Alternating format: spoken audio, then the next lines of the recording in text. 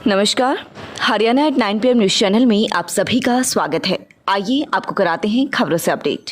फर्जी आईबी अधिकारी बन महिलाओं से करता था शादी, फिर ऐंठता था रकम। गिरफ्तार युवक ने अलग अलग शहरों में कई शादियां कर रखी हैं। एक पत्नी के पास 3 से 4 दिन रुकता, ऑफिस से छुट्टी नहीं मिलने का बहाना बनाता, शादी का खर्च महिला उठा सकी इसलिए सरकारी नौकरी करने वाली महिला को टारगेट बनाता था। बताया जा रहा है कि इसी तरह कई महिलाओं से शादी की है। अब तक इसकी 3 शादियां सामने आ चुकी हैं। आपने पहले भी फर्जी आईडी अधिकारी बनकर लोगों के साथ ठगी के मामले सुने होंगे। आज हम आपको एक ऐसे ही शातिर फर्जी आईबी अधिकारी के बारे में बता रहे हैं। जोधपुर में विवाहित युवक के खुद को आईबी का अधिकारी बता दूसरी शादी करने का मामला सामने आया है। आरोपी ने मैट्रिमोनियल ऐड देकर सरकारी नौकरी करने वाली महिला को फंसाया। शादी में भी भाड़े के रिश्तेदारों को बुलाकर परिवार बताया। महिला को फर्जीवाड़े का पता चला तो अगस्त में रातानाड़ा थाने में मामला दर्ज कराया था। पुलिस ने 4 महीने में फर्जी आईबी अधिकारी को ढूंढ निकाला। ऐसे हुआ शक। टीचर से शादी के बाद दोनों हॉस्टल में रुकी। उसके बाद वह काम का बहाना करके चला गया। टीचर किराए का मकान लेकर रहने लगी। मीना महीने में सिर्फ 3 दिन आता, उसके साथ रहता, घर में कुछ पैसे नहीं देता। टीचर पत्नी से वह 2 लाख रुपए और जेवर ले गया। महिला टीचर ने बताया कि उसके फ़ोन लगाने पर वह नहीं आता, बस 3 दिन रह कर जाता। एक बार बेटे से गलत हरकत की तो शक हुआ। उसने पति मीना की पे स्लिप व डॉक्यूमेंट मांगी। इस पर उसे आधार कार्ड मिला। आधार कार्ड से उसने जन आधार कार्ड निकलवाया, तब जाकर परिवार की डिटेल सामने आई। टीचर को जुलाई माह में जानकारी मिलने पर अगस्त में उसने मामला दर्ज किया। शनिवार को पुलिस ने उसे जयपुर से पकड़ा। महिला टीचर ने बताया कि आरोपी ने जयपुर में भी एक सरकारी टीचर से शादी कर रखी है। उसकी कार वह जोधपुर लेकर आता था। उदयपुर में भी उसने विवाह किया, जिसका केस चल रहा है। भाड़े पर लाया था रिश्तेदार। टीचर ने बताया कि जिस रिश्तेदारों को उसने अपना कह कर मिलवाया था वह वापस नजर नहीं आए। फिर पता चला कि उनको पैसे देकर लाया गया था।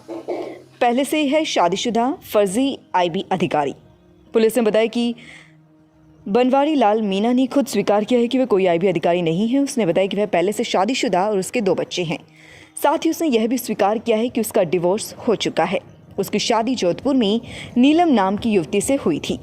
जोधपुर के रातानाड़ा पुलिस थाना अधिकारी मूल सिंह भाटी ने बताया कि आरोपी को गिरफ्तार कर लिया गया है। इसने कई शहरों में इस तरह की ऐड देकर कई महिलाओं से विवाह किया है।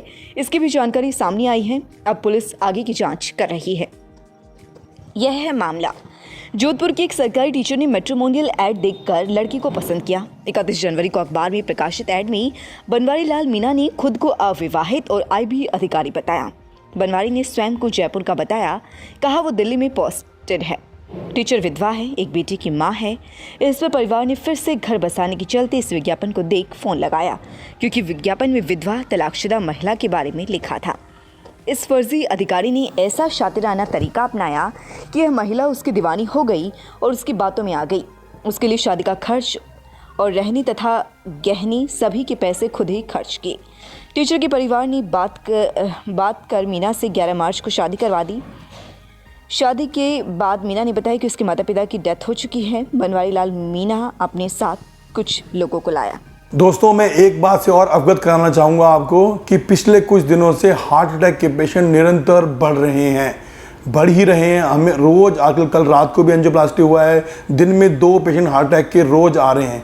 तो इसका रीज़न स्ट्रेस और स्मोकिंग और लैक ऑफ एक्सरसाइज है। प्लीज़ कोविड के बाद, डेंगू के बाद अब हार्ट अटैक का एपिडेमिक ना आ जाए, इसका ध्यान रखें। और हम चाहेंगे आपसे कि आप स्वस्थ रहें, अटैक से बचे रहें। साथ ही मैं बताना चाहूँगा कि सारी सर्विसेज हार्ट से रिलेटेड ट्यूलिप हॉस्पिटल सोनीपत में अवेलेबल हैं। एंजियोग्राफी, स्टेंट डालना, एंजियोप्लास्टी, सारा कुछ अवेलेबल है। खरखौदा में भी ये सारी सर्विसेज सेठी हॉस्पिटल में अवेलेबल हैं। और हफ्ते में 4 दिन, सोमवार, मंगलवार, बुधवार और शुक्रवार मैं खरखौदा में आता हूँ। कोई भी मरीज किसी भी तरीके से हमें कहीं दिखाना चाहे तो हम अवेलेबल हैं, आपके साथ हैं। Stay happy and stay blessed. Thank you. यह लड़की पूरी तरह से है दृष्टि बाधित, फिर भी निकाल ली यूपीएससी, बन गई IAS।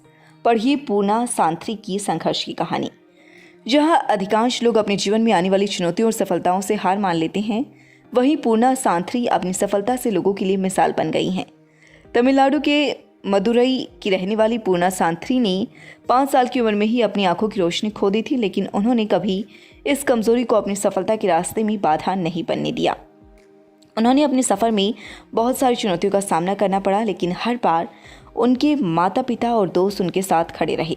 पूना ने अपने अथक प्रयासों और परिवार वालों की मदद से साल 2019 में यूपीएससी की परीक्षा में 286 रैंक हासिल की। उसके बाद पूना की बाईं आंख की सुरक्षा की कोशिश करने के लिए सर्जरी की गई, लेकिन शायद भाग्य को कुछ और ही मंजूर था, वह सर्जरी सफल नहीं हुई। समय के साथ साथ पूना की दोनों आंखों की रोशनी हमेशा के लिए चली गई और वे नेत्रहीन हो गई। हम सभी इस बात का अंदाज़ा लगा सकते हैं कि बिना नेत्र के जीवन जीना कितना कठिन कार्य है, लेकिन पूना ने हार नहीं मानी। पूना सांथरी तमिलनाडु के मुदरी की रहने वाले हैं। पूना के पिता प्राइवेट नौकरी करते हैं तथा उनकी माता एक गृहिणी हैं। पूना जब 5 वर्ष की थी तब उनकी आंखों की रोशनी कम होने लगी। पूना के माता पिता ने उसकी आंखों का इलाज मदुरई के अरविंद नेत्र हॉस्पिटल में कराया। वहाँ डॉक्टरों ने बताया कि पूना को एक दुर्लभ अपक्षय विकार की बीमारी है। उसके बाद समय बीतने के साथ धीरे धीरे पूना की दाहिनी आंख पूरी तरह से रोशनीहीन हो गई। पूना ने अपनी प्रारंभिक शिक्षा मदुरई पिलर संगम हायर सेकेंडरी स्कूल से प्राप्त की। पूना बचपन से ही पढ़ाई में तेज थी और वह बोर्ड परीक्षा में अपने स्कूल की टॉपर भी रही हैं। इसके बाद उन्होंने मदुरई के ही फातिमा कॉलेज से इंग्लिश लिटरेचर में बैचलर्स की डिग्री हासिल की। वह साल 2016 से यूपीएससी परीक्षा की तैयारी कर रही थी। पिछले साल 2018 में उन्होंने तमिलनाडु ग्राम बैंक में बतौर क्लर्क की नौकरी शुरू कर दी। नौकरी के साथ वह यूपीएससी की तैयारी भी कर रही थी और फिर अपने 5वें प्रयास में उन्होंने यह परीक्षा क्लियर कर ली। पूना कहती है कि उन्होंने कक्षा 11 से ही आईएएस ऑफिसर बनने का मन बना लिया था।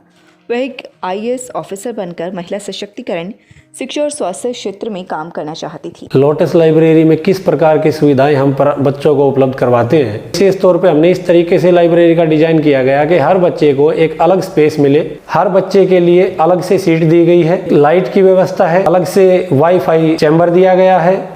हाँ, 900 साल हो गए होंगे गाँव में बसे ने उस टाइम से और आज तक कभी भी गाँव में बस का क्यों सेंटर नहीं बनाया था, क्यों सेंटर बनवाया।